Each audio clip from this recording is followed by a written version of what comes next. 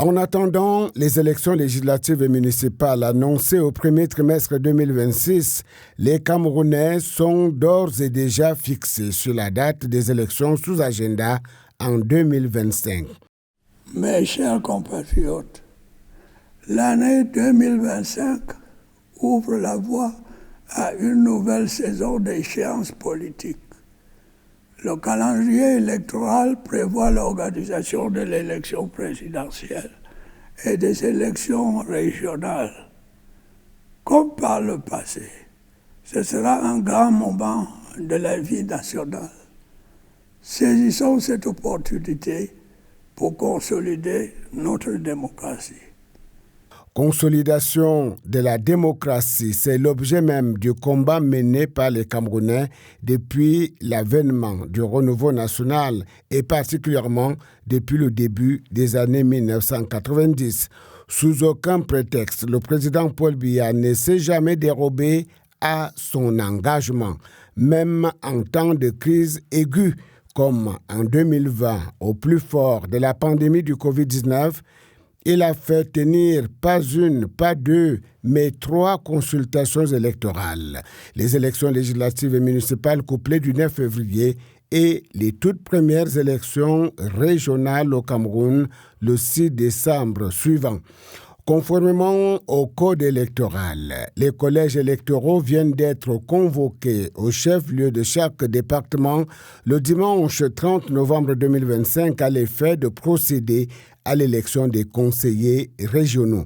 La spécificité de ce scrutin, c'est que les conseillers régionaux sont les délégués des départements élus au suffrage universel indirect, les représentants du commandement traditionnel élus par leurs pairs.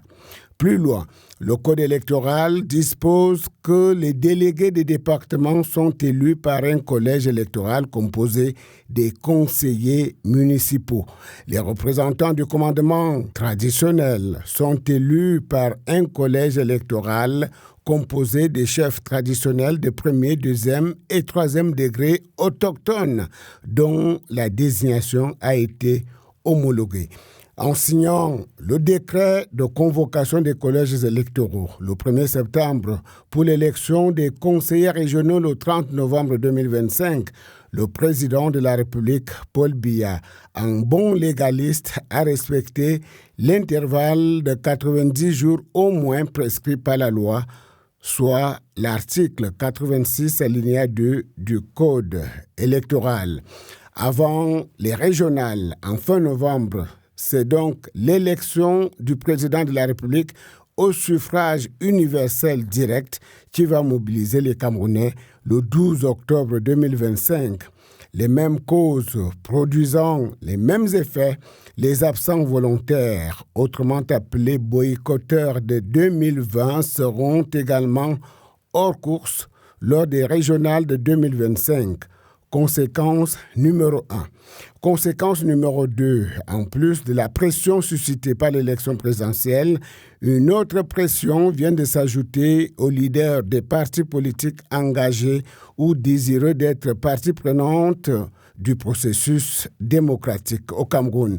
Il en sera ainsi jusqu'en 2026 avec l'avènement des 2 dernières saisons électorales couplées sous programme, les législatives et les municipales.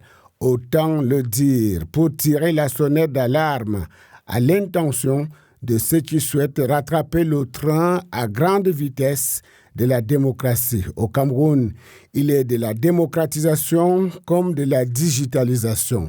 Elle n'attendra pas les retardataires.